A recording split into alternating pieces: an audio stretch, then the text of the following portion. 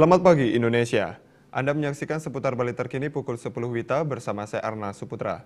Pemirsa, animo generasi muda untuk bekerja di kapal pesiar cukup tinggi. Bahasa menjadi kendala utama sehingga tidak sedikit jenis pekerjaan seorang tenaga kerja kapal pesiar cenderung di level menengah ke bawah. Salah seorang praktisi kapal pesiar Anak Agung Gede Abdiarte menjelaskan, animo masyarakat bekerja di kapal pesiar selalu meningkat setiap tahun. Peningkatan ini sejalan dengan permintaan dari perusahaan kapal pesiar yang juga terus meningkat. Hanya saja ada lowongan tertentu yang belum mampu dipenuhi oleh tenaga kerja Indonesia, khususnya Bali karena terkendala pada bahasa. Diakui Anak Agung Gede Abdiarte, perusahaan kapal pesiar sejatinya menyukai keramah tamahan dan etos kerja tenaga kerja Indonesia dan juga Bali.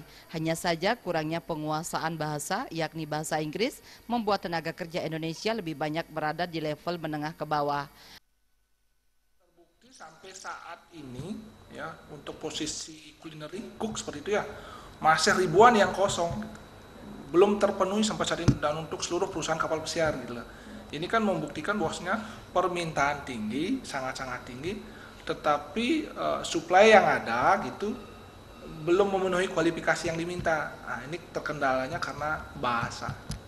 Bahasa Inggrisnya yang kurang. Kalau mencari cook misalnya di Bali kan ada ribuan orang yang ya bekerja berprofesi sebagai cook. Kan tetapi yang berbahasa Inggris itu sulit dicari. Anak Agung Abdiarte menambahkan, dalam bidang skill dan kemampuan, pihaknya tidak meragukan tenaga kerja Indonesia maupun Bali. Hanya saja jika berminat ke kapal pesiar, dari awal harus mempersiapkan diri khususnya di bidang bahasa. Jenny dan Riase, Bali TV. Pemirsa, demikian seputar Bali terkini kali ini. Nantikan informasi menarik kami dalam seputar Bali terkini 1 jam mendatang. Salam Indonesia.